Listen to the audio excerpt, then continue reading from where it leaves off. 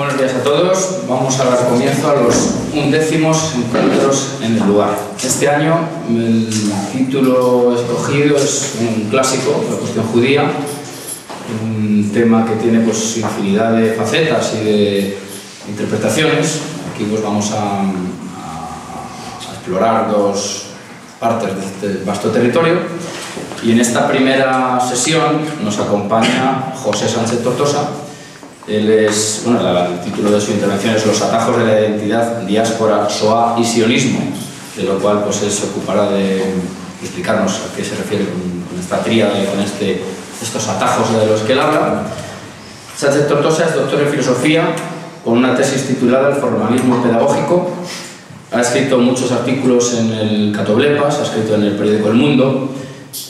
Tiene varios libros publicados, uno de ellos con bastante éxito es El profesor en la trinchera, otro posterior es un poemario titulado Ajuste de cuentas, y pues es coautor de un reportaje sobre los campos de exterminio nazis que pueden ver en elmundo.es, titulado Viaje al Holocausto, y recientemente ha publicado la guía didáctica de la Shoah. Tiene además un par de blogs, uno de ellos es josesancheztortosa.com y El Jardín de Piculo, un periodista digital. También pues, es el responsable de un proyecto filosófico didáctico titulado Proyecto Telémaco. Y bueno, pues esto simplemente es un apunte, si alguno tiene interés pues puede bien recurrir a él o buscarlo por la red, porque esto es una parte minúscula de su ya vasta obra. Sin más, le cedo la palabra. Pues muchas gracias. Bueno, ante todo, por supuesto, gracias a Iván Vélez por invitarme de manera tan acogedora, una acogida tan agradable en su ciudad natal.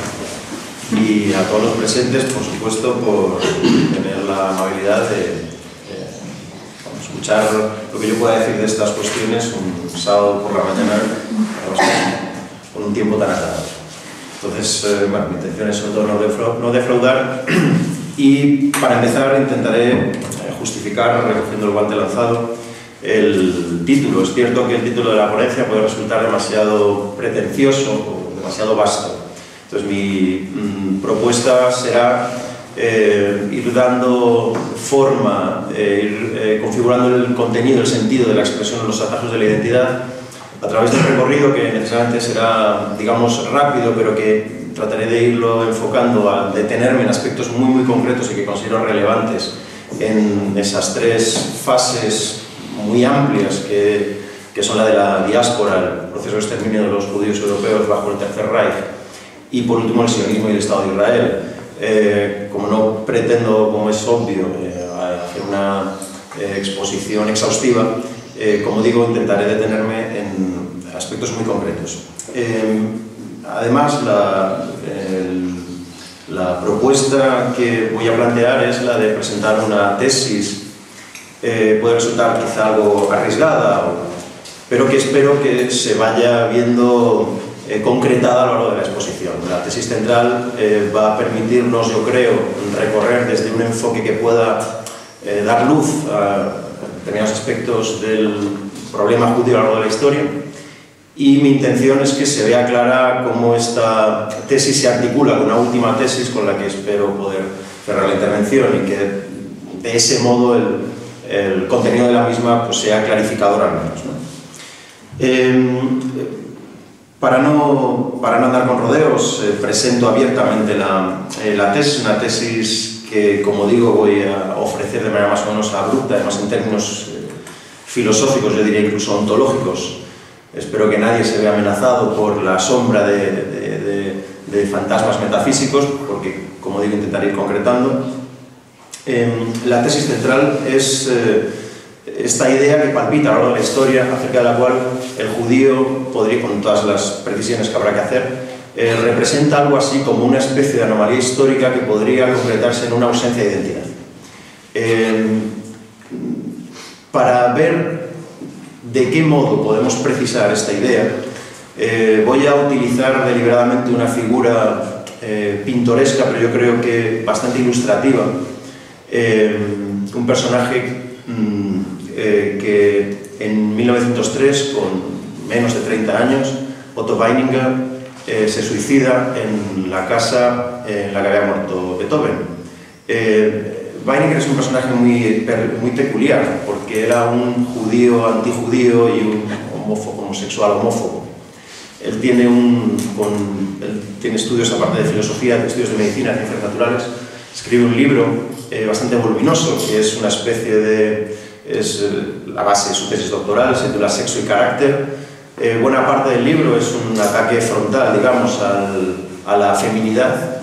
Se han querido ver, hay rasgos de cierta influencia de Nietzsche, aunque yo creo que el enfoque es en cierto sentido opuesto al de Nietzsche, sin ánimo de provocar mucho, pero para darnos una idea de las tesis que defiende Otto Weininger en ese libro con respecto a las mujeres. Dice que mientras que el hombre tiene un pene, la vagina tiene una mujer, que recuerda bastante a la definición que da Lacan, por cierto, cuando dice que la mujer es el material sobrante que rodea la vagina. Lo digo porque estas son las expresiones que utiliza Weininger y que lo que nos interesa a nosotros en particular aquí es que las traslada al ámbito de lo judío. La tesis de Weininger, mi propósito es mostrar hasta qué punto pretendo darle la vuelta, digamos, voltearla completamente. Sin embargo, merece a ser atendida, yo creo, por su arrebatadora lucidez. De hecho, Wittgenstein dice de él que su grandeza reside en aquello con lo que no estamos de acuerdo. Su enorme error es grandioso. Wittgenstein ya ve la potencia de una filosofía, un planteamiento que entiendo es metafísico, en el sentido más vaporoso del término, pero que acierta en aspectos centrales de las cuestiones que nos ocupan. Por resumir en frases textuales del propio Weininger, él afirma, él vincula la noción de ser a la noción de creencia.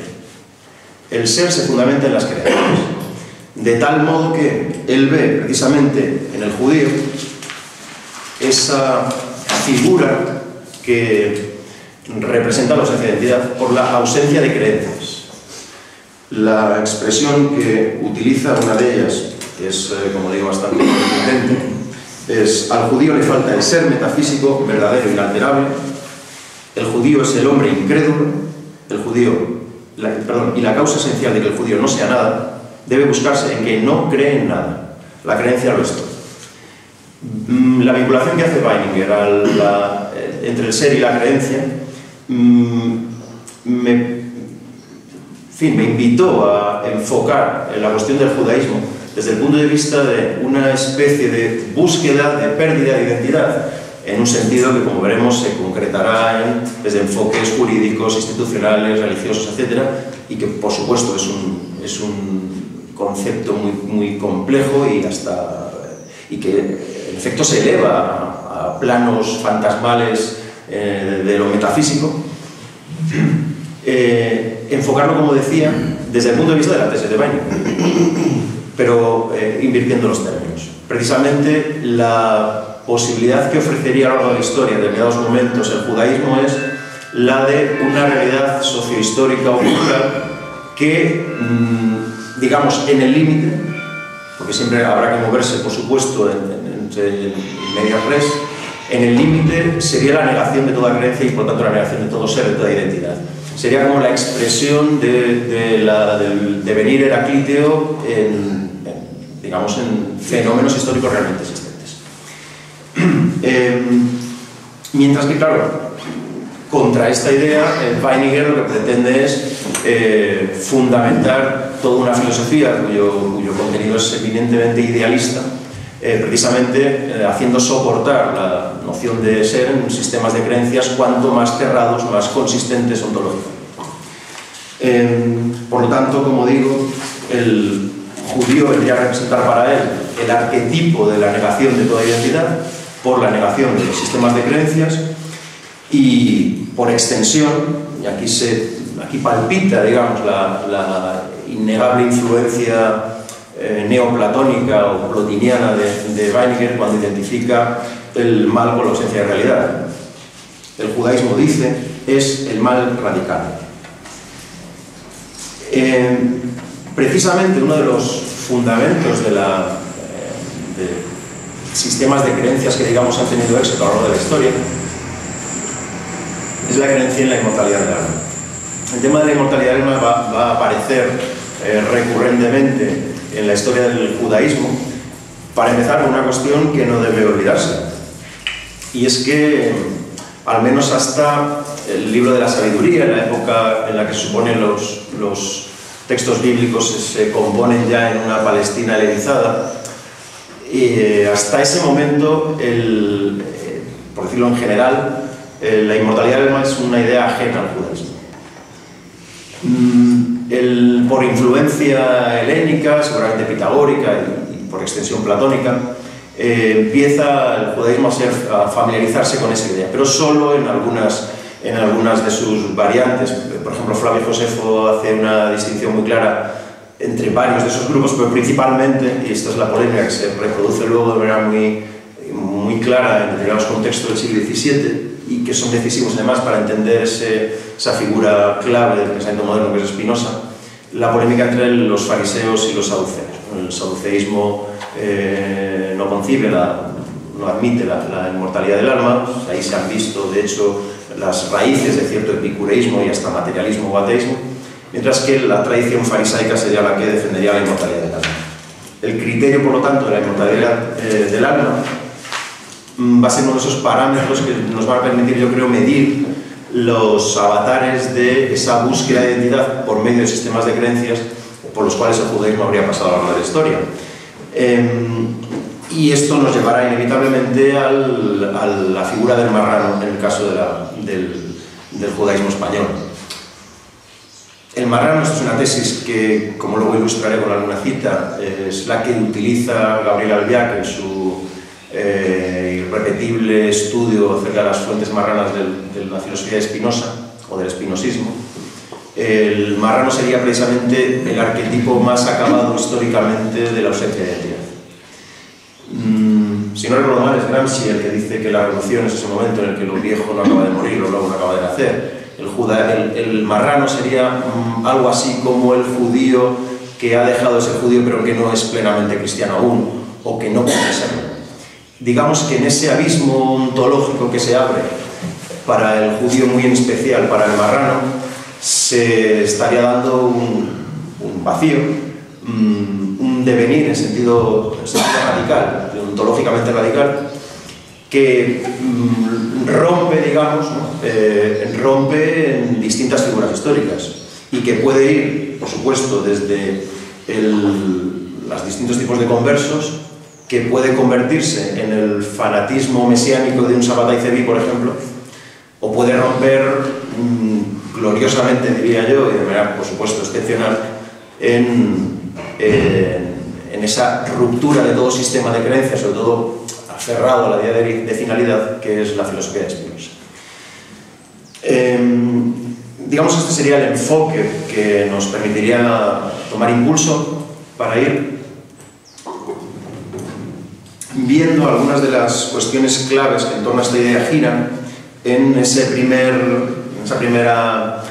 episodio, diríamos, que genéricamente denominado diáspora, porque precisamente la idea de diáspora, el mismo término, podría estar haciendo referencia, en el término ya resuena, esta idea de un cierto vacío de ser, un cierto vacío de sentido y de identidad. Recordaré, con permiso de los asistentes, por supuesto, algunas de las fechas o fenómenos que no deben olvidarse para ir estudiando los vericuetos en esa búsqueda de identidad del judaísmo español, en particular el judaísmo español, porque sobre todo después de las expulsiones de Inglaterra y Francia, el judaísmo español o sefarad se convierte en el centro del judaísmo mundial prácticamente, ¿no? Y la potencia de la literatura rabínica y incluso de la filosofía que se desarrolla ya desde los siglos XIV y XV en España no tiene parangón. Mientras que no existe realmente nada parecido a un ateísmo ni un materialismo antes del Renacimiento prácticamente en ningún lugar de Europa, en el siglo XIV y XV ya hay muestras muy claras de esas derivas filosóficas y muy especialmente entre conversos judíos españoles. Bueno, el primer punto de referencia, claro, tendría que ser el de la Reconquista. texto en el que yo más me he apoyado para el estudio del judaísmo español es la monumental obra de Isaac Baer sobre la historia de los judíos en la España cristiana. Él ciñe el periodo de la Reconquista a un tramo mucho más limitado. Él toma su inicio en la toma de Toledo por Alfonso VI en 1085 y su cierre en la toma de Murcia en 1266. Lo importante, más allá de las cuestiones que historiadores habrían de dirimir, si esto es más ajustado o más preciso, lo que sí es relevante es tener en cuenta cómo la política de la Reconquista permite o propicia un cambio en el papel de los judíos dentro de la administración del Estado. A partir de ese momento empiezan a ser más relevantes, en particular por cuestiones tan pragmáticas como pueda ser su labor de traductores del árabe, el conocimiento, claro, de la cultura árabe en general, e incluso también por cuestiones de repoblación de los territorios que iban siendo incorporados al dominio cristiano. La siguiente fecha en la que me querría detener apenas unos minutos es la disputa de Barcelona de 1263. Es interesante porque es una especie de germen, está, digamos, prefigurada en la disputa de Barcelona, la mucho más importante y relevante disputa de Tortosa del siglo XV. En la disputa de Barcelona se enfrentan precisamente un converso, Pablo Cristiano, y Nachmanides, un rabino, digamos, más bien místico. Lo interesante es que las cuestiones de enorme profundidad teológica que allí se dirimen tienen una importancia política innegable. Y esto se va a ver mucho más claramente, como digo, en las disputas de Tortosa. Parece ser que un personaje bastante relevante, Ramón Martí, asiste a esa disputa. Este personaje es importante porque compone una especie de alegato antijudío llamado el Pugio Fidei, el puñal de la fe, que es tomado como referencia en las disputas de Tortosa, que hay el vínculo, por Jerónimo de Santa Fe, que es otro converso, y del que luego nos detendremos, ¿no? Básicamente, la discusión teológica que luego se reproduce y se desarrolla con algo más de detalle en las disputas de Tortosa es precisamente acerca de si el Mesías ha llegado o no. Sencillamente, la posición, obviamente, del cristiano, converso, recordemos, es que el Mesías ya ha venido. Lo de que los conversos fueran... que de entre los conversos salieran muchos de los apologistas cristianos antijudíos más relevantes tiene que ver, entre otras razones, claro, por su conocimiento de las escrituras y del hebreo. Lo importante, uno de los aspectos clave de esta discusión, que como digo también se reproducen en Tortosa, es que Nachmanides le opone la idea de que la llegada del Mesías no es lo que distingue al judaísmo del cristianismo. Y aquí, aunque no aparece que sepamos explícitamente la cuestión de fondo política, sí que va a aparecer claramente y explícitamente en la disputa de Tortosa. Por supuesto, el siguiente punto en el que habría que detenerse son las matanzas de 1391, en torno a las cuales hay que decir, yo creo, un par de cosas para ir afinando, digamos, los cauces por los que van conduciéndose los fenómenos históricos en este momento. Uno es el hecho de que, a diferencia, porque a veces se ha comparado con los pogromos en Rusia y Polonia en el siglo XIX, a diferencia de eso, las matanzas de judíos en 1391 no salían del poder civil, digamos, ¿no? Es más, el poder civil, en la medida de sus posibilidades, intentó proteger judíos. Precisamente, una de las claves que la mayoría de historiadores encuentran en esas matanzas es la debilidad del poder político, precisamente, frente al eclesiástico. Y la segunda cuestión que, por ejemplo, Josep Pérez recuerda con cierto énfasis es cómo, en particular en ese momento, pero en otras ocasiones en las que ha habido persecuciones, incluso matanzas de judíos, solían coincidir con ciclos de depresión económica, de crisis sobre todo económica, demográfica, de debilidad política, etc. Esta idea me parece fundamental para ver cómo reaparece de manera mucho más brutal en el Tercer Reich, en la persecución de judíos por el régimen nacionalsocialista. Ya en 1412 se establece un ordenamiento en Valladolid de las costumbres de judíos, que luego para el Reino de Castilla, que luego se aplican al Reino de Aragón, si bien es verdad que tienen que ver con la vestimenta, incluso con el lugar en el que tenían que vivir dentro de las ciudades, porque hay que recordar que las aljamas o las comunidades judías no es un concepto tanto urbanístico en el sentido, digamos, cerrado del término, sino que tenía que ver más con relaciones jurídicas, institucionales, culturales. Las aljamas no se pueden equiparar o ecualizar con los guetos. Las aljamas no estaban necesariamente en las peores zonas de la ciudad, ni mucho menos. En el caso de Toledo es paradigmático. Entonces, a partir de este momento sí se empieza a legislar con respecto a las zonas en las que debían vivir los judíos. Pero es verdad que estas medidas y las que 2 años después se toman para Aragón no se aplican todavía con el rigor que sí se aplicarán cuando legislan ya los reyes católicos en 1480, entonces ya esas medidas empiezan a aplicarse de manera mucho más escrupulosa. Es a partir de febrero de 1413 hasta la primavera de 1414 cuando se desarrolla, digamos, oficialmente la disputa de Tortosa. La disputa de Tortosa no es simplemente, digamos, un encuentro entre autoridades papales y autoridades rabínicas o de las comunidades judías, sino que los judíos que allí acuden son obligados por las autoridades cristianas a escuchar los argumentos papales o cristianos y a lo sumo hacer preguntas y comentarios a los argumentos que se han planteado previamente. Lo que quiero decir con esto es que la posición obviamente es de fuerza, no es un encuentro entre iguales en ese caso, sino que es una posición de fuerza, además con toda la liturgia que corresponde al acto, por supuesto con la presencia de la inauguración del Papa y con unas palabras del converso Jerónimo Santa Fe, citando a Isaías, en las que viene a decir que algo así como que si los judíos en este caso quieren escuchar sus razones serán bienvenidos, pero bueno, que si no siempre está la espada, la fuerza coercitiva del poder.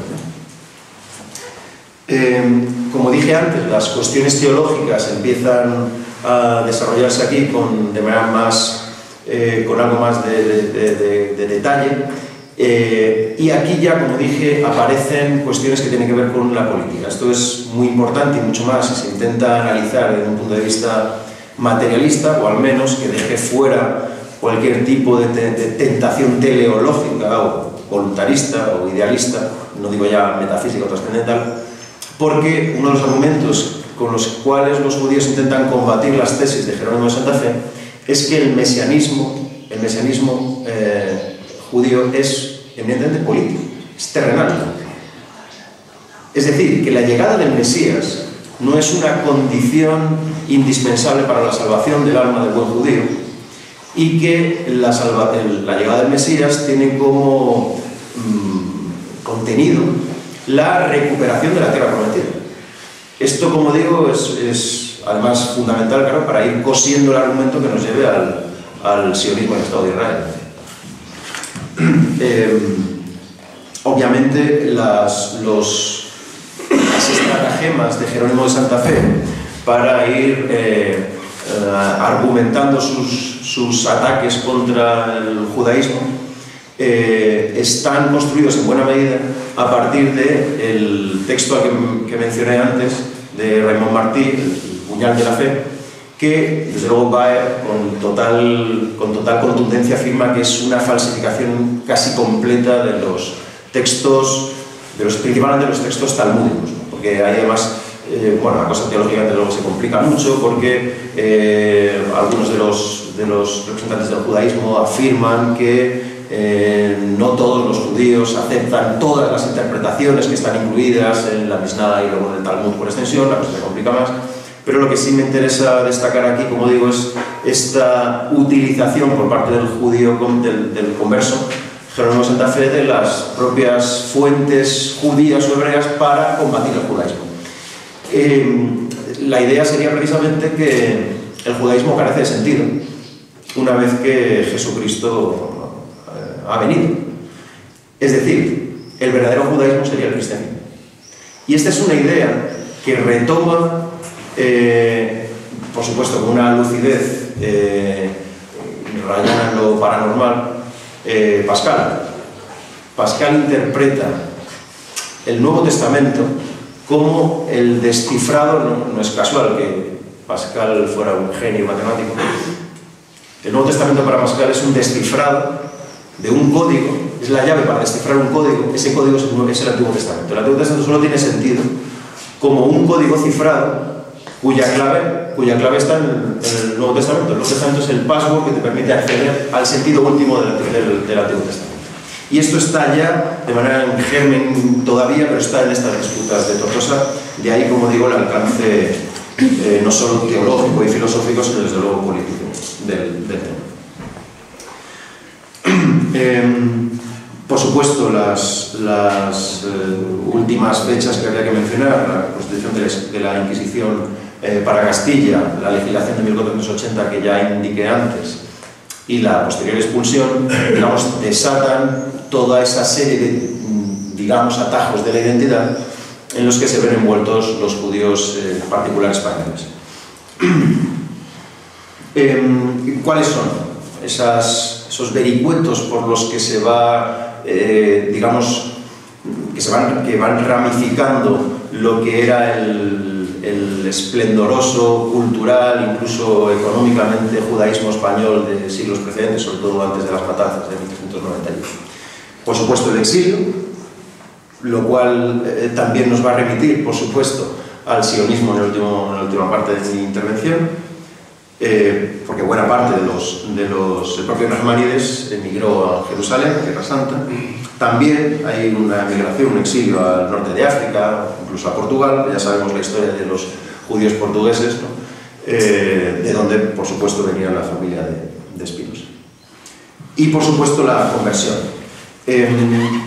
La conversión es una solución y es un problema al mismo tiempo.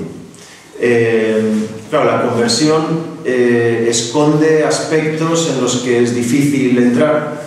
Por supuesto, había conversiones con fines, digamos, religiosos, lo que se llamaban los anusim, o conversiones sinceras. Por supuesto, había conversiones con fines puramente pragmáticos, por cuestiones socioeconómicas, incluso laborales. Hay algunos casos un poco más extravagantes que estos, para el que tenga interés en la filosofía materialista, yo creo que son indispensables tener en cuenta. Hay dos casos que reseña tanto Baer como Poliakov, por ejemplo. Uno es de aquellos que se niegan a convertirse, precisamente por irreligión, dice Poliakov. Es decir, ante, digamos, judíos que pertenecían a clases más o menos elevadas, desde luego con cierto grado de formación intelectual, que se les consideraba, desde luego Baer los etiqueta como averroístas o racionalistas incluso, ante lo supersticioso de la fe cristiana, tanto como la de la judía, decidieron seguir siendo judíos. Para convertirme a una superstición incluso mucho más extravagante desde sus puntos de vista, como la cristiana, para eso decidieron seguir siendo judíos. Un libro precioso para el que esté interesado en estos temas es el libro de José Jiménez Lozano sobre judíos, moriscos y conversos, que cuenta un montón de anécdotas. Este es un caso interesantísimo porque a don José los medios de comunicación, como hay que, en fin, identificar, hay que etiquetar, pues se le suele identificar como un escritor cristiano. He visto pocos literatos, por supuesto de esta altura estilística vivos, pues prácticamente ninguno, pero que sean tan materialistas. Es que prácticamente todo el libro de Jiménez Lozano sobre este asunto está apegado a cuestiones tan cotidianas, mundanas, pero tan importantes como, pues eso, la forma de vestir. Un caso curiosísimo, que por cierto cita Baer también, aunque con muchísima más gracia don José, es cuando dice que muchos conversos que todavía conservaban, digamos, esa herencia del monoteísmo estricto del judaísmo, no se atreven a decir Dios en plural, decían el Dios. Ese tipo de detalles que me parecen que tienen un significado que es mucho más potente, ¿no? Y de mayor alcance que pueda aparecer en el primer caso. E incluso el segundo ejemplo del que quería hablar es el que consigna Poliakov, y también habla del Jiménez Lozano, el de lo que se consideró ya en los años 60 del siglo XV una secta atea, afincada en Medina del Campo, que venían de judíos en este caso, y que entre ellos parece que la divisa era una de esas célebres expresiones que corrieron por la época: en este mundo no me verás mal pasar y en otro no me verás pecar, negando así de manera, digamos, radicalmente la inmortalidad del alma. Y claro, la cuestión relevante aquí es de dónde surge, cuál es el caldo de cultivo de esas derivas tan anómalas que yo sepa al menos, luego son impensables en ningún otro lugar del mundo en esos momentos. Sin embargo, en España y en esas condiciones concretas sí que florecen, ¿no?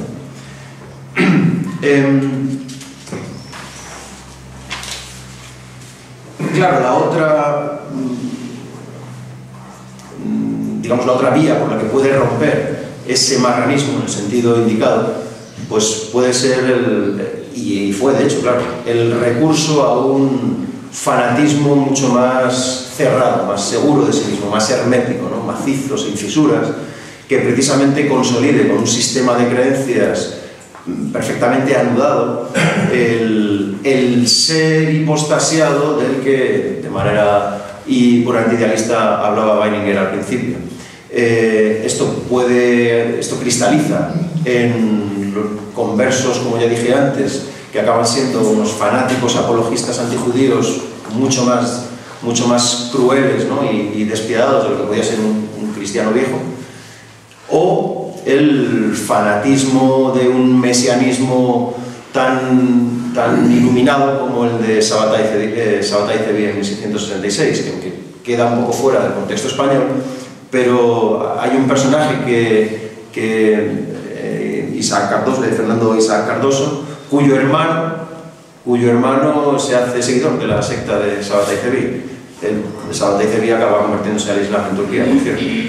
Es como, en el caso de Sabbatai Zevi, que habría de ver que la sinagoga vacía lo ha estudiado con cierto detalle, yo creo que es una figura que oponer, en el sentido que expliqué antes, a la filosofía de Spinoza. Esa figura anómala, esa anomalía, por utilizar la expresión de Tony Nervi, esa anomalía que fue expulsado de todas las identidades, podríamos decir, claro. Marrano judío expulsado de la comunidad judía y finalmente prácticamente enclaustrado en su casa de La Haya puliendo lentes, ¿verdad? Esos serían, digamos, los dos arquetipos, ¿no? de esa encrucijada, de esa confrontación de identidades, ¿no? Por supuesto, a la hora de recorrer estos asuntos y todo el concepto mismo de marrano y de converso, uno se encuentra con un montón de personajes decisivos, y algunos pintorescos, otros algo menos, en la historia del judaísmo español. Hay un par de ellos, simplemente, de los que hablaré. Uno ya hemos hablado de él, Jerónimo Santa Fe. Hay un personaje importante, se llama Alonso de Cartagena, que escribe una obra en defensa precisamente de los conversos. Esto es interesante porque mientras que, por ejemplo, Fray Alonso de Espina o el propio Jerónimo de Santa Fe eran bastante directos, incluso podríamos decir fanáticos en su antijudaísmo y persecución de conversos, de falsos conversos, digamos, o conversos forzados, Alonso de Cartagena, al contrario, lo que hace es precisamente defender la conversión como un acto de la mayor altura cristiana, podríamos decir. Sin embargo, claro, la otra cara de la moneda sería Pedro de la Caballería, del que prácticamente todos los historiadores que yo he consultado citan la siguiente frase, que es bastante ilustrativa de lo que yo creo no es una anécdota, sino que es una vía de escape materialmente determinada por cuestiones socioeconómicas y que nos da pistas acerca del fenómeno de la conversión. Tomo la cita del libro de José Camilo Lozano, pero como digo, lo cita también Baer, Poliakov, etc. Carlos Baroja. Dice, cuando éste le preguntó por qué se había convertido, siendo un tan gran doctor de la ley, le pregunta a Pedro de la Caballería, sabio en las escrituras, y se había convertido al cristianismo, este le contestó, imbécil, con la Torá judía podía haber llegado a ser más que un rabino. Ahora bien, gracias al colgado, es decir, a Jesús, colgado de la cruz, se me rinden toda clase de honores. Mando en la ciudad de Zaragoza y la hago temblar. Y cuando tengo ganas, ¿quién me impide ayudar en Kipur y observar nuestras fiestas? Cuando yo era judío no me atrevía a saltar las barreras del Sabbat y ahora hago todo lo que me place. Era una vida redonda la que había logrado, remata Jiménez Lozano. Bueno, yo creo que todos estos casos sí que son una significativa muestra de cómo cristalizan en ellos, en estos personajes, un entramado que es un entramado, digamos, objetivo, material, de instituciones, de un decurso histórico que obedece a cuestiones muy complejas, pero que desde un punto de vista materialista se pueden, yo creo, que reconstruir al menos en parte y ofrecer algo de luz sin depender de tentaciones teleológicas, como decíamos antes. La definición que da Gebhard de Marrano es la siguiente, la cito porque vamos a intentar deconstruir la que diría un postmoderno. El marrano es católico sin fe y judío sin saber, y sin embargo judío de voluntad. Es interesante la definición, pero obviamente incurren demasiados supuestos y demasiadas vacuidades como para admitirla sin más. A mí me parece que es, por supuesto, interesante la confrontación del católico sin fe y del judío que no lo sabe. Eso es lo que más me interesa, digamos, el remate de la voluntad, que me parece más vaporoso y por tanto me desentiendo de él, digamos, ¿no? Pero esa confrontación del católico sin fe y del judío que sigue siéndolo sin saber es la que sí nos da una pista con respecto a ese abismo ontológico que se le abre al marrano en un momento en el que no puede ser literalmente ni cristiano con pleno derecho ni ya es judío, digamos, ¿no? Esta es la idea desarrollada con muchísimo más detalle, más potencia filosófica, la que yo creo que recoge o toma como referencia Gabriel Albiac como tesis central de su Sinagoga Vacía, que con permiso de los presentes leo, son 7 u 8 libros. Esta es mi hipótesis. Spinoza como cristalización teórica de una pérdida absoluta de identidad. Me apresuro a decir que es una muestra de que no pretendo ser original, por supuesto. La del marrano hispano-portugués, que compromete los cimientos de toda concepción tradicional de la consistencia del sujeto para remitir su horizonte de planteamiento al de una teoría de lo imaginario deseante. La teorización del carácter imaginario de toda identidad subjetiva, de la conjunción histórica de la libertad holandesa y de la memoria trágica del marranismo, sedimentada a lo largo de 2 tercios de siglo, ha nacido la revolución spinosiana, una de las 2 o 3 únicas mutaciones verdaderamente radicales que ha sufrido la historia de ese estático campo de batalla llamado filosofía. La tesis de Albiac en este texto es esa precisamente, que ese caldo de cultivo que hemos recorrido, me consta de manera muy apresurada, cuaja de manera excepcional en la figura de Spinoza, confluyendo con unas condiciones políticas, jurídicas, por cierto, también bastante efímeras, en la Ámsterdam del siglo XVII.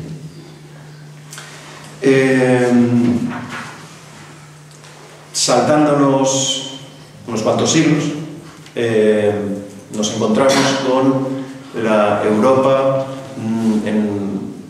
la Europa de enero de 1933. Hay otro personaje que también por su peculiaridad nos puede dar una idea bastante acabada de, digamos, la línea de análisis que estoy intentando presentar.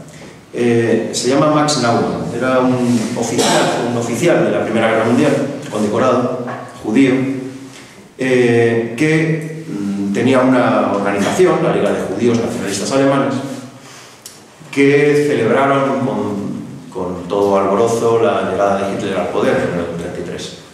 Ellos se consideraban por encima de todo alemanes y su tesis básica era que el judío alemán debía ser por lo menos tan alemán como judío. Es más, era bastante, despreciaba bastante los judíos del este, Polonia y Rusia sobre todo, claro, comunidades judías muy numerosas, y claro, vieron en el régimen nazi precisamente una oportunidad para que el judaísmo fuera integrado de pleno derecho como alemanes, que era lo que ellos querían. Como salta a la vista, fue una gota en el oasis que se secó, claro, porque el Tercer Reich los barrió literalmente, vamos. Pero es una idea que, desde un punto de vista quizá un poco distinto, sí que está reproduciendo esta propuesta, ¿no? Esta voluntad de asimilacionismo propia de la ilustración judía del siglo XIX, sobre todo, con Mendelssohn, idea que necesitaré recuperar enseguida para ver su relación con la constitución del Estado de Israel. Hay otros dos acontecimientos que están vinculados a la anexión de Polonia en marzo del 38 por el Tercer Reich, que también nos dan una idea de estos vericuetos de la identidad que estoy presentando. El primero que voy a mencionar, por su brevedad, no necesariamente por su orden cronológico, son prácticamente coetáneos, es que cuando se produce la anexión de Austria por parte de Alemania, la Policía Federal Suiza eleva una queja a la embajada alemana, la embajada austríaca, perdón, porque, claro, Austria tenía un tratado de libertad de tránsito, digamos, no hace falta visado para pasar de Austria a Suiza. Claro, la consecuencia era evidente. Al incorporarse Austria al Tercer Reich, muchos judíos que vivían en Austria empezaron a pasar a Suiza. Lógicamente, las autoridades suizas dijeron: hasta aquí hemos llegado, estamos viviendo una inundación de judíos, el término que utilizó según la documentación que recoge Raúl Hilbert, y el tratado de tránsito libre se abolió y se cerraron las fronteras. Esto no es más que una muestra concreta, pero yo creo que significativa, de lo que de manera más amplia, más generalizada, se produjo en la conferencia de Evian en julio del 38. Por decirlo rápidamente, nadie quería a los judíos, ni siquiera los australianos, que no querían saber nada de ese tema. El otro acontecimiento que sucede por esas fechas es la llamada Polen-Aktion. Es un fenómeno similar, aunque en este caso mucho más dramático, por supuesto, porque compromete a Polonia. Polonia, en el momento de la anexión de Austria por el Tercer Reich, decide quitar la ciudadanía a los ciudadanos judíos que hubieran residido en el exterior en los últimos 5 años. Eso hace que en ese momento, cuando hay un grupo, por ejemplo, Perednik en su último libro habla de esto, habla de unos 10.000 judíos, 15.000 según otras fuentes, que son expulsados de Alemania, pero Polonia no acepta. Entonces pasan varios días, digamos, siendo expulsados de un lado a otro, en tránsito, digamos, es decir, en zona de nadie. Desde un punto de vista, digamos, jurídico, son ciudadanos de ningún lugar, literalmente. Desde un punto de vista jurídico, por lo tanto, aquí vemos aflorar otro de esos casos de ausencia de identidad. Ausencia de identidad, en los sentidos explicados, pero que tienen consecuencias, digamos, dramáticas, por supuesto, para aquellas personas, y una consecuencia bastante pintoresca, estas bromas de la historia, podríamos decir, entre los judíos que estaban en tránsito, siendo maltratados, por supuesto, por ambas autoridades, tanto las polacas como las alemanas. Se encontraba el padre de Greenspan, que es el chico que vivía en Francia, en París, y atacó al secretario general de la embajada desencadenando lo que como represalia fue luego la Noche de los Cristales Rotos del 9 de noviembre de 1938. Otro caso en el que además es muy interesante porque es como una repetición en un contexto histórico muy distinto del problema del converso, es el de muchos judíos que, por tomar como referencia la definición de Gebhard, no sabían que lo eran. Hay un testimonio bastante interesante de una joven polaca en el gueto de Varsovia, Mary Berg se llama.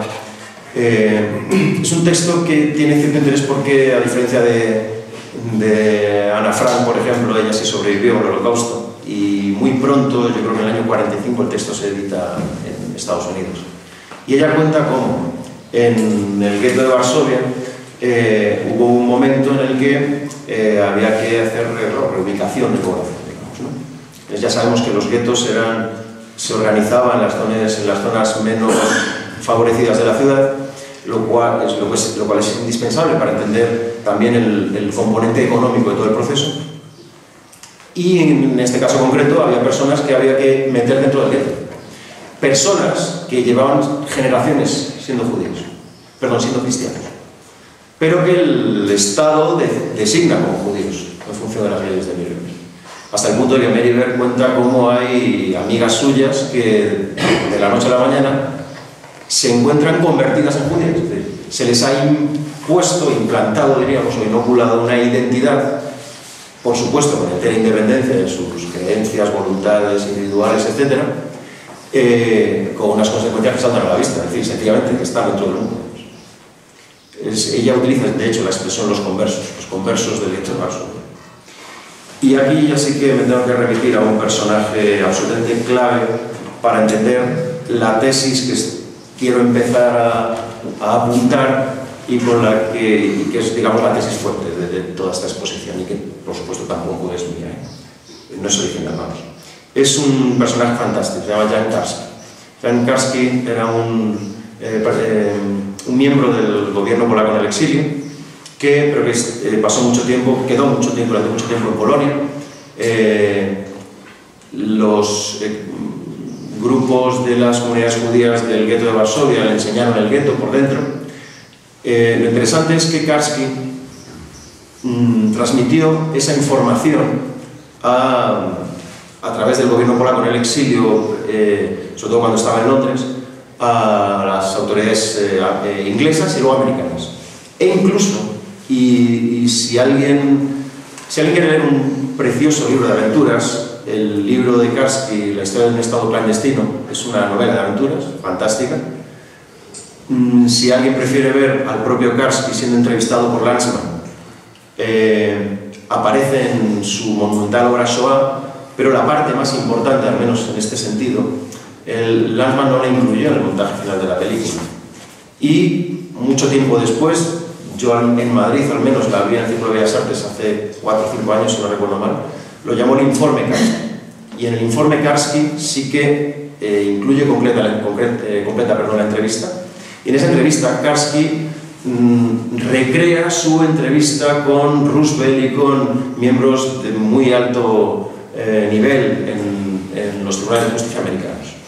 En particular habla con un miembro de la Corte Suprema Americana que es judío y le cuenta lo que él ha visto en Varsovia.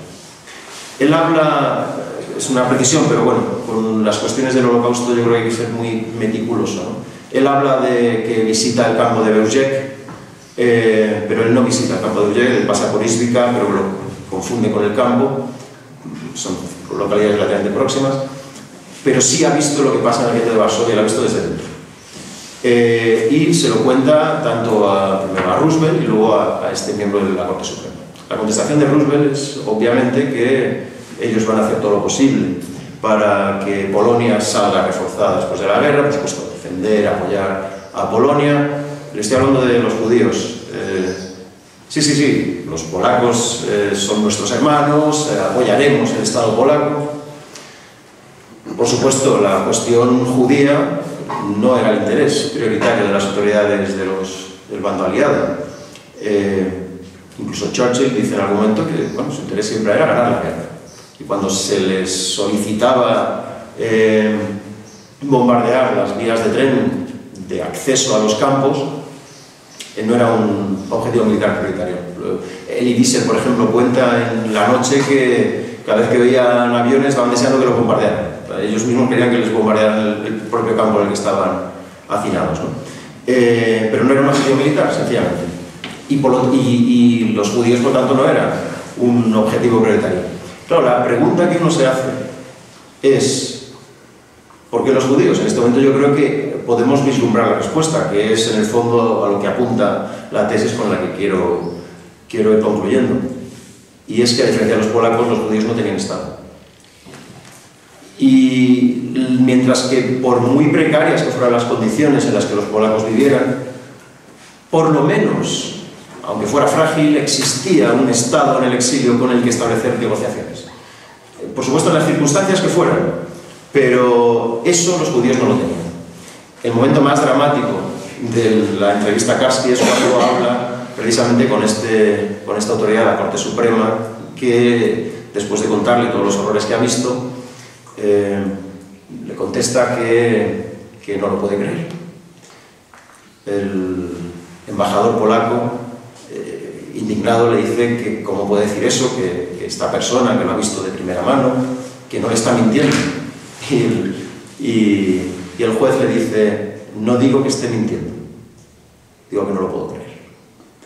Lo cual es realmente significativo de hasta qué punto se llega a interiorizar, digamos, las limitaciones de aceptar una verdad tan brutal, incluso le podía llegar puede ser tan cercana para él, por ser judío, en fin, hasta el punto de que personajes de ese nivel se ven incapacitados o neutralizados para, en fin, pasar a una acción práctica que no fuera la determinada por los estados en liza en aquel momento.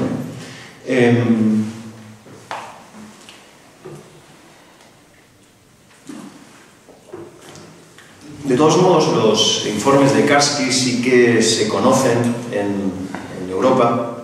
El propio Arthur Kessler los lee en la BBC y desde luego son conocidos. Estamos hablando del año 43, si no recuerdo mal, aunque sabemos que lo que pasaba en los campos de exterminio, de noticias que venían de dentro, se tenían incluso antes. Los campos empezaron a operar, el primero es Chelmno en diciembre del 41, pero la operación Reinhardt se desarrolla entre la primavera del 42 y la primavera del 43, con Sobibor, Belzec, Sobibor y Treblinka en este orden. Y ya hay, en Belzec sobreviven 3 personas, 2 de ellas las matan polacos antisemitas días después de escaparse, si no recuerdo mal. Solo hay un testimonio que yo haya encontrado de un superviviente de Belzec, un relato muy breve, pero yo creo que muy importante, de Rudolf Reder. Pero en Sobibor y Treblinka hubo revueltas y hubo escapatorias. Y más tarde en Auschwitz también se conocía, con todas las matices que haya que poner, pero sí que se sabía eso. En el momento en el que Karski da esa información, no es que ya se sabía, es que ya la cuestión ha llegado, como se puede observar, a instancias de decisión muy elevadas, muy importantes. Y sin embargo, los judíos siguieron dependiendo o siguieron condenados a su aislamiento, digamos, a ese vacío de identidad, digamos, de protección material que ofrece un Estado. Esto es lo que nos lleva precisamente al Estado de Israel y a la idea de sionismo.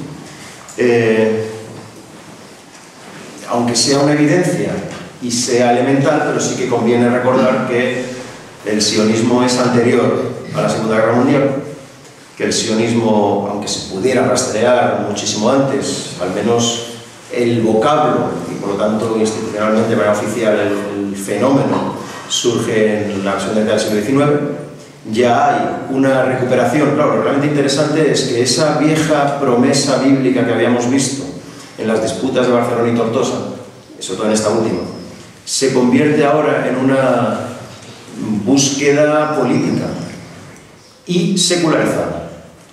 El sionismo es el judaísmo secularizado que pretende de manera objetiva la constitución de un Estado para los judíos. Claro, ¿qué sucede? Sucede que el sionismo no acaba de cuajar ni a finales del siglo XIX ni en las primeras décadas del siglo XX, por cuestiones, por supuesto, muy complejas, que, por ejemplo, recuerdo que Perendi, cuando estuvo en el centro riojano, trató. Pero lo relevante para nosotros es que cuando se desata la Segunda Guerra Mundial, los judíos siguen sin tener un Estado, y con las consecuencias que hemos ido vislumbrando. Antes del mayo de 1948, los judíos no tenían un Estado al que emigrar. Después de mayo de 1948, esos judíos perseguidos hasta hoy día, por los últimos acontecimientos lo sabemos, las estadísticas de los porcentajes las tasas de emigración judía de Francia a Israel se han disparado, son más altas que nunca prácticamente. Eso obviamente tiene un sentido que no puede ser más objetivo, claro, terrenal, como es el de la existencia de un Estado. Un Estado que no puede ser más que un Estado laico, en el sentido indicado, en el sentido de que el sionismo es una secularización del mesianismo religioso. Además, uno de sus componentes, que también es anterior por supuesto a la Segunda Guerra Mundial, a la existencia del Estado de Israel, uno de sus componentes clave es el hebreo como lengua popular, no solo como lengua de culto, que esto es una empresa además de un filólogo, ¿verdad?, de Yehuda Eliezer, que según cuenta, por ejemplo, Mosteri en su libro sobre los judíos, que, bueno, luego les comentó algo de él, dice que su hijo, claro, debió ser el primer hebreo parlante desde la cuna, el primero, porque hasta entonces el hebreo es una lengua de culto, y sin embargo ya en ese periodo, estoy hablando de finales del 19, se empieza a utilizar como lengua popular, se queda en escuelas, etc., y luego acaba convirtiéndose, como suele ser en el caso de la lengua, como un factor de unidad, ¿no?, y de identidad, al menos cultural, de primer orden.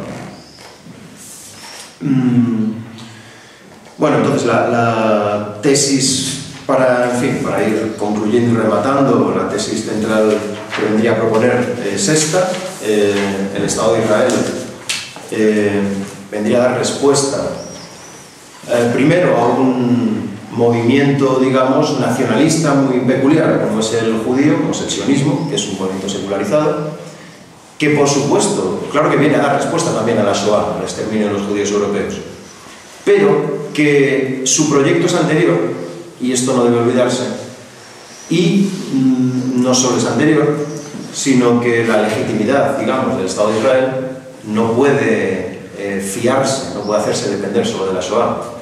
El Estado de Israel tendrá la legitimidad que cualquier otro Estado tenga, y, como sabía el gran Spinoza, mientras pueda, tendrá la legitimidad que le corresponde. Entonces, pero es que además, claro, Israel yo creo que puede entenderse desde un punto de vista de supervivencia europea contra el fanatismo yihadista que tenemos a las puertas, como una especie de reserva material militar de Occidente.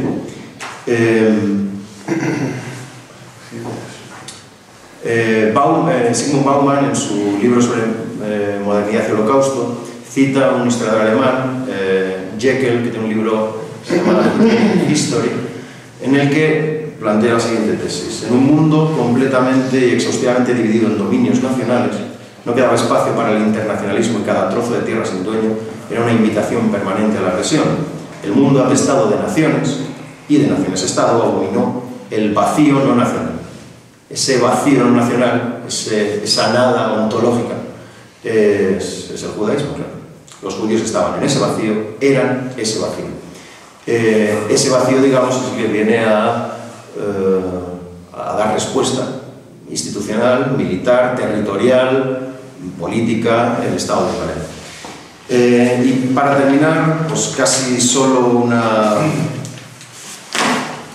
provocación, digamos, académica. Hay un capítulo del Tratado Teológico Político de Spinoza, el capítulo 17, en el que Spinoza habla del Estado de los hebreos.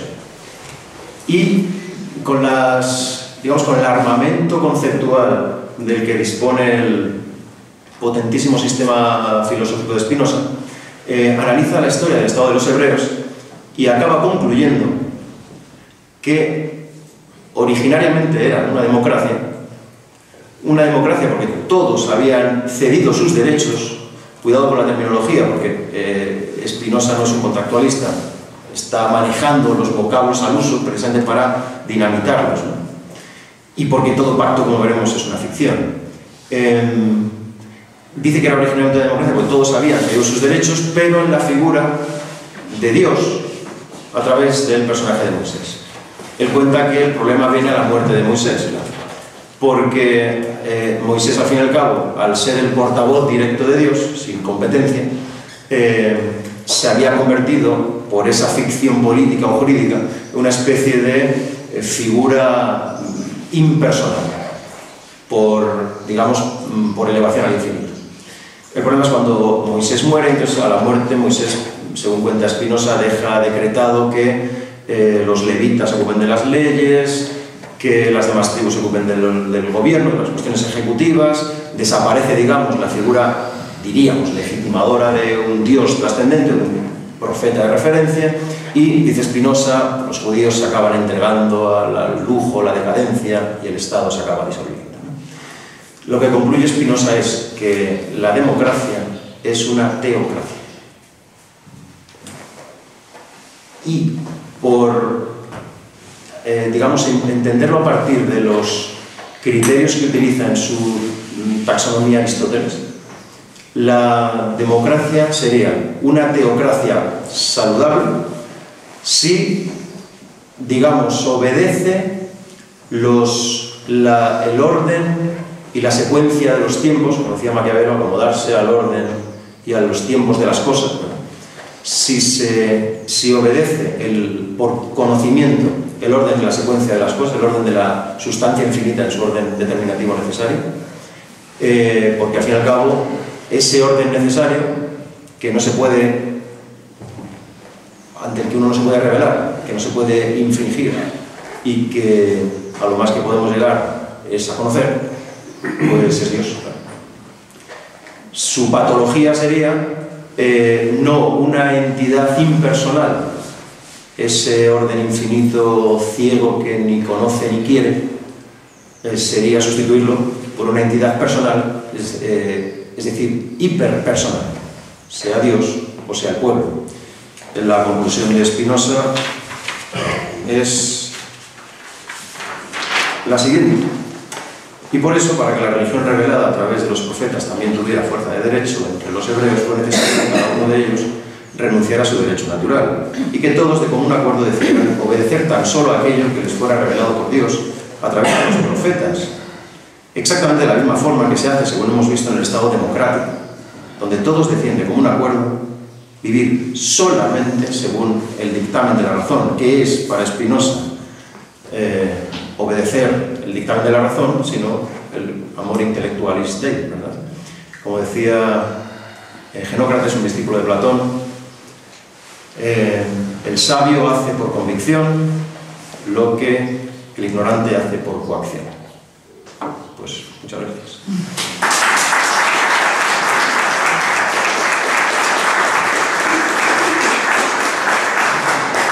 Bueno, vamos a ver, pues después de esta magnífica intervención tenemos exactamente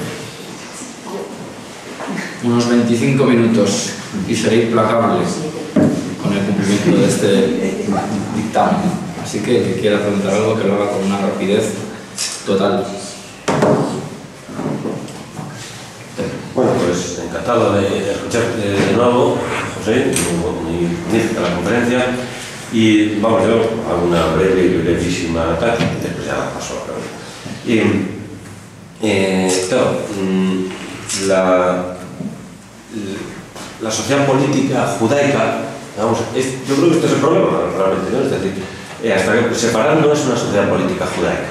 Es decir, el propio nombre separar, ¿no? es un término exculpatorio de los propios judíos que admiten su condición de parásitos, digamos, de la sociedad cristiana, ¿no? Es decir, separar por lo visto pues, es un término bíblico tal que de lo que habla es precisamente de su constitución y su venida a España antes de la muerte de Cristo, ¿no?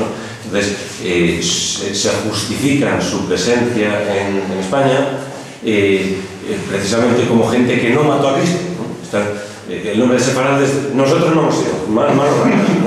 Manos blancas están levantando con las manifestaciones. Hay un grupo de judíos que envían una carta a las autoridades eclesiásticas, creo que está hablando del principio del siglo XV, si no me equivoco, diciendo eso, que ellos no estaban, no salían cuando mataron. Entonces, claro, esta constitución, esta condición de las almas judías en torno a la sociedad cristiana, que se va constituyendo el libro de los ríos frente al de Harbaer, ¿no? Pues incorpora toda la legislación desde los visigodos, es muy importante en ese aspecto, ¿no? Pero bueno, ¿cómo se va constituyendo esas sociedades parapolíticas? Realmente no hay una condición política de esas sociedades. Esto es lo que es decir, no es una constitución política la que tienen los judíos como tal, porque no hay un Estado, no hay un territorio, no hay pues eso, lo que nosotros llamamos pues, la capa conjuntiva cortical, es decir, no tiene esta constitución, ¿no? Está a expensas, está dependiendo del otro, ¿no? Entonces, su condición es su condición de privilegiados. Esto es lo que protestan los cristianos con cierta razón, el resto de cristianos. Es decir, al judío no se le puede excomulgar, que es lo peor que le podría pasar a un cristiano, ¿no? No se le puede eliminar esa condición, claro, esa no identidad cristiana, ¿no? Claro, no es una no identidad abismal, es una no identidad cristiana, por lo tanto, eso tiene un privilegio. Son unos privilegiados, esto es lo importante subrayarlo. Es decir, son unos privilegiados en contexto de separada, ¿no? En cuanto que son propiedad real, ¿no? Servi regis, y entonces son un tesoro real y por lo tanto los reyes son los más preocupados de protegerlo precisamente porque por eso casi siempre la agresión contra el pueblo judío es una agresión popular, es el pueblo quien va contra los judíos, incluso los reyes católicos cuando son expulsados los judíos en 492 son a desgana por parte de los reyes católicos, ¿no? Entonces y además porque está Alfonso de Cartagena, está Torquemada diciendo que son igual de cristianos que los demás, los conversos, ¿no? Entonces, es decir, que defendiendo la unidad cristiana precisamente y esto creo que reconoce Spinoza también, ¿no? Como un judío en España convertido, ¿no? Al cristianismo, tiene una capacidad de ascenso social que no significa, no hay fronteras en él, esto con matices, ¿no? Pero no hay ningún... La movilidad social del converso es bastante importante. Por Semana mismo, ¿no? Juan de Terror, claro varón de Castilla, ¿no? Es uno de los claros varones de Castilla, de los que habla Pulgar, ¿no? Y además los Arias Dávila, que son uno gobernador de Panamá, el otro introduce la imprenta en Segovia. Quiero decir que son gente que está a la última de todas las, porque Alfonso de Cartagena, por supuesto, ¿no? Justificando la incorporación de Canarias, en fin. Entonces, claro, esa no constitución de un Estado, ¿cómo saltamos al hecho de la necesidad del Estado? Esto es un poco la pregunta. ¿De dónde sale esa en cuanto a los judíos? Porque es una confesión, en principio. Esto es lo que hay que tener más o menos presente, ¿no? O lo que resulta realmente problemático, ¿no? En cuanto a que judíos, Mendelssohn en Jerusalén y tal, distingue, pero yo creo por reflejo cristiano, el poder civil y el poder, en parte, poder civil y el poder eclesiástico, ¿no? Claro, eclesiástico, ya no es mejor. O sea, el poder sacerdotal, digamos, de los... Es decir, esta distinción, poder civil, poder eclesiástico, que el cristianismo baraja, ¿no? El judaísmo está confusa, sigue confusa de algún modo. Entonces, el hecho de un Estado no judío, pero sí para los judíos, sigue siendo algo que rellena, digamos, sigue siendo algo que... Y yo no termino de ver el salto entre, o es problemático, creo que es lo problemático, no sé cómo lo verás por esta pregunta, ¿no? De esa condición no estatal, no ser una sociedad política, y aceptar esa condición. Es decir, que eso es fundamental, claro. No sé, ¿no? ¿Cómo se salta a su constitución como sociedad política? Yo, para no añadir más preguntas, voy a matizar un poco lo que dice Pedro, porque estoy en sintonía con él. Parece como que el cuerpo de la religión política, el cuerpo de la religión judía, quisieran identificarlo, así lo veo también, no sé si tú lo ves igual, Pedro, con algunos componentes de la sociedad política y pues, que hubiera ahí esas conexiones que yo no las veo tampoco. No sé si me explico. A ver, bueno, primero habría que decir, porque tampoco sé exactamente si es por donde queréis ir los dos. Primero, habría que decir que es cierto que entre los conversos después, incluso entre los judíos, están en posiciones cercanas a... posiciones socioeconómicas altas, vamos, sencillamente. Son en porcentajes bastante numerosos, bastante elevados, cosa que pasa, por cierto, luego también en la sociedad alemana en los años 30, urbanos. Porcentajes de población judía son mucho más elevados en las ciudades que en el campo. Pero no por eso hay que caer precisamente en el reduccionismo de que los judíos eran privilegiados. Por supuesto que los había, pero también había, por supuesto, otras secciones de otros sectores de la población, de la sociedad, que además no tenían por qué ser solidarios entre sí tampoco, necesariamente, claro.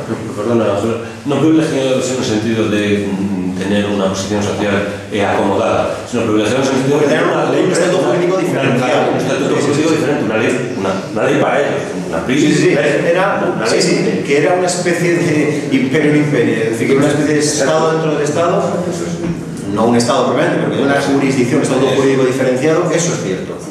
Pero aún así, aunque tuvieran ese estatuto jurídico diferenciado, digamos que estaban en relaciones que hasta seguramente finales o quizá mediados del siglo XIV en adelante, quizá por la ausencia de un Estado centralizado, como serán los Estados nacionales a partir de los Reyes Católicos en adelante, quizá por eso esa situación se mantiene. Es decir, precisamente ante la ausencia de un Estado centralizado fuerte asociado a una nación política, los judíos desperdigados por Europa o integrados en esas condiciones que tú muy bien indicas en España se pueden mantener. Claro, eso quiebra precisamente con los Reyes Católicos. Ese Estado diferenciado no se puede mantener, eso es una evidencia. ¿Cómo se salta de ahí al sionismo, a la necesidad de un Estado? Hombre, yo creo que es evidente que las persecuciones del judaísmo, cuando prácticamente todo lo que podríamos denominar etnias, con un término que es vergonzante también, ¿verdad?, que es por no decir razas u otro aún peor, pues están integrados en estados nacionales. Claro, el judaísmo es una cosa anómala, porque está desperdigado, en buena medida asimilado o integrado. Es decir, que para los nazis los gitanos pues son exterminables también, pero no les preocupa demasiado. Son asociales, pero nada más, vamos, y por supuesto los exterminan en gran número. Pero los gitanos no están integrados en la población alemana, en la sociedad alemana. No hay gitanos condecorados en la Primera Guerra Mundial, por decirlo así. Y claro, el sionismo nace en ese momento en el que, digamos, se recomponen, ¿no?, las relaciones geoestratégicas, las sociedades formadas en estados nacionales, digamos, el auge de los nacionalismos, van reconfigurando el mapa y los judíos siguen siendo perseguidos en muchos lugares. Ahí puede estar el germen del sionismo. Me parece que la construcción del Estado de Israel ya sí que es evidente a partir de la experiencia de la Shoah. Más problemático el fenómeno del sionismo, seguramente sí sea más problemático. El Estado de Israel me parece evidente. Ahora, que el Estado de Israel esté, como es evidente, claro, lejos de ser un Estado ideal, o evidentemente tiene enormes contradicciones, enormes problemas, cosas que chirrían, si quieres, sí. Eso, por supuesto. Claro. José Chu. Bueno, me dan como de reparo casi decir lo que voy a decir. Vamos a ver, la Shoah hace que se conforme el Estado de Israel, vamos, sucede la Segunda Guerra Mundial, y en su exposición yo es que estaba pensando, a lo largo de toda la exposición me había venido a la cabeza que no me había conseguido quitar, y quizá que decirla me da un poco de reparo, ¿no?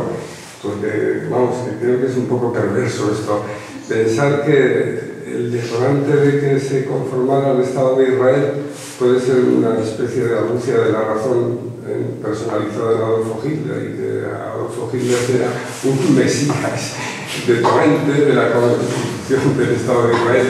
¿Lo pensaba esto alguien? A mí solo. Porque estaban buscando un antimesías. Pero es el detonante, no puedo decir. La pieza fundamental que estaban esperando desde hace muchos siglos para que tengan un Estado. Bueno, esto es lo que me pasaba por la cabeza. Creo que es una barbaridad, ¿verdad? Pero igual se puede pensar. No, eso es la acusación. Un asunto importante. Nos quedan, y no podemos extenderlo más si queremos comer, 9 minutos tasados. Así que preguntar Íñigo y Fernando e intentar dejarle tiempo al señor para que os conteste y cerramos, que no podemos, hemos empezado muy tarde. No, yo simplemente dos consideraciones, bueno, una consideración que no iba a hacer, lo que me ha hecho gracia ahora por lo que hemos hecho, ahí corre, digamos, una dialéctica parecida a la acusación del pueblo de Icida, porque en buena teología, por así decirlo, católica, en realidad esa acusación no puede ser tan sangrante, porque si los judíos no hubieran matado a Jesucristo, pues entonces se jode toda la redención cristiana. Es parecido eso. No, pero que sobre todo lo que quería decir es lo siguiente. Me ha gustado mucho, por supuesto, la conferencia de Tortosa, muy bien, porque además una cantidad de detalles interesantísimos. Lo único que querría yo, no sé cómo decirlo, problematizar, quizás, acaso, o simplemente una pregunta que me salta, vamos, lo que me corroe. A ver, no tanto. Claro, la definición, ¿verdad?, que nos has ofrecido del marranismo, que por otro lado suena muy plausible, muy bonita, que es casi un quiasmo, ¿verdad?, de un judío que no tiene fe y un cristiano un cristiano que no tiene fe y un judío que no lo sabe. Claro, aquí la cuestión es la fe, ¿verdad? Entonces, claro, porque efectivamente pues es muy plausible decir que la religión cristiana consiste en tener fe en Jesús o en Dios. Pero eso es muy plausible para el que no sea materialista, porque el que es materialista sabe perfectamente que la fe tal y como se entiende generalmente en teología, es, vamos a ver, es un asentimiento es también algo muy judío del Calita, asentimiento del intelecto movido por la voluntad, pero la voluntad asistida por la gracia divina. Y entonces si no hay gracia divina no hay fe, la fe no existe, nadie tiene fe, es que fe en Dios no tiene ni Dios, realmente, desde el punto de vista materialista. Entonces, si no hay fe, porque Dios no existe, esa es la propagación materialista, ¿verdad? Entonces no viene para decir que no existe, sino que no hay Dios, no entiende. Exactamente. Si no hay fe, entonces la religión no consiste en tener fe en Dios. Entonces, ¿en qué consiste ser cristiano? Pues, por ejemplo, en comer cerdo frente a los marranos, o frente a los judíos. La contradistinción de los cristianos frente a los musulmanes no consiste en que creamos en Alá o en que creemos en... es que bebemos alcohol. Y en que comemos cerdo. Y en que, pues, digamos que las instituciones, por ejemplo, familiares son distintas. Y entonces, un judío, ¿verdad?, que en el siglo XVI, pues, coma cerdo, qué sé yo, vaya al mercado con los demás, que tenga un nombre castellano, etcétera, pues ya me dirás, porque es judío. Eso no es judío en absoluto. Segunda parte, lo mismo con el Estado de Israel. El Estado de Israel será un Estado, sí, indudablemente la carga judía es, vamos, quiero decir que la estrellita de David ahí en la bandera, hablan en hebreo. El territorio es el territorio, quiero decir que Theodor Herz, como se sabe, barajó Uganda. Pero eso de Uganda era... Pero en realidad, claro, tenía que ser Israel porque la Pascua están constantemente diciendo el año que viene lo hacemos en Jerusalén, ¿verdad? Entonces ya... Y entonces pero esa consideración de Israel como un Estado judío está, en todo caso, en la nematología, la ideología que lo envuelve, porque tecnológicamente el Estado de Israel es impío totalmente. Es impío porque si no fuese impío, entonces, en el Sabbat, tal día como hoy, no funcionarían las ambulancias, se pararía el país y entonces se va a tomar por culo la eutanasia inmediatamente. Es decir, que no... Se para bastante el país. Pero no completamente, ¿eh? No completamente. Deja todo encendido el viernes y no lo apagan. los ascensores paran en todos los pisos. Sí, pero las fuerzas de defensa de Israel, por ejemplo, funcionan en Shabbat, porque si no funcionasen, entonces inmediatamente la OTAN se desarrolla. Entonces, esa es la cuestión, que desde el punto de vista tecnológico el Estado de Israel, como todos los estados, es impío. Fernando, vamos, dispara. Pues bueno, como tenemos tan poco tiempo, pues nada, simplemente agradecer esta extraordinaria conferencia de José, una erudición verdaderamente impresionante, y por escoger un tema que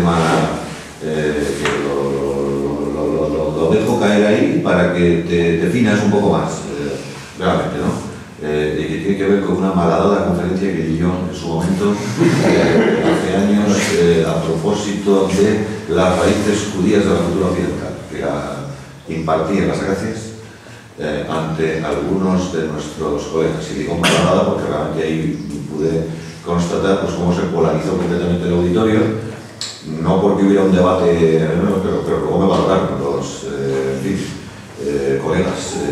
Y entonces, pues claro, vi cómo se había polarizado completamente aquello y cómo está enormemente presente la judeofobia.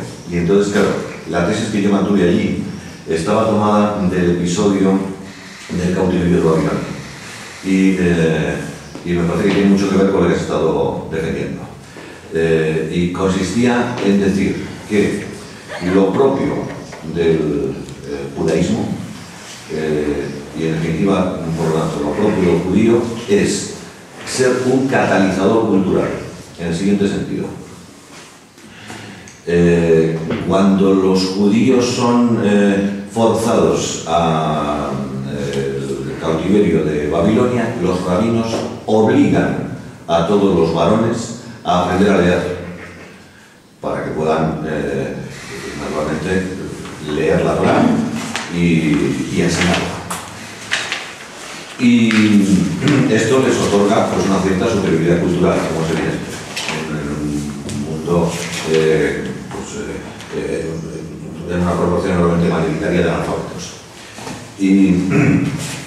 Y cuando Ciro, posteriormente, les permite volver a Judea, a Jerusalén, la mayor parte se niegan, no quieren de ninguna manera, prefieren quedarse en Babilonia, como población urbana, cultivada, aprovechando la sociedad política babilónica. ¿Cómo ves el asunto, querido José? Bueno, muchas preguntas, la verdad, las que habéis propuesto, desde el mesianismo de Hitler hasta el deicidio. Decía Gabriel Alvear que hace poco en unos encuentros que, hablando de judefobia, que la acusación de deicidio en fin, tiene una curiosa interpretación teológica, que es pretender un suicidio absoluto de Dios matándose a sí mismo, porque ¿quién puede matar a Dios? Claro, si no es Dios mismo, ¿no? Es digamos, otra vuelta de tuerca, digamos, ¿no? del planteamiento. Lo del mesianismo de Hitler, bueno, en fin, desde un punto de vista estrictamente spinosiano, bueno, sería condición necesaria para la constitución del Estado de Israel. Habría que decir, por matizar, por precisar, yo creo. Igual que el factor ideológico, digamos, la judefobia, es una condición necesaria pero no suficiente para la Shoah, porque hay otros factores en los cuales no se entiende. Para la constitución del Estado de Israel, la Shoah es condición necesaria pero no suficiente. Tampoco se explica solo por la Shoah, quiero decir, no se reduce solo a eso. Aunque sin ella probablemente no existiríamos. Esto es lo que se me ocurre decir. Y por supuesto la pregunta de Fernando lo contestaré en otro momento. Y si hace falta en privado, por público. Bueno, pues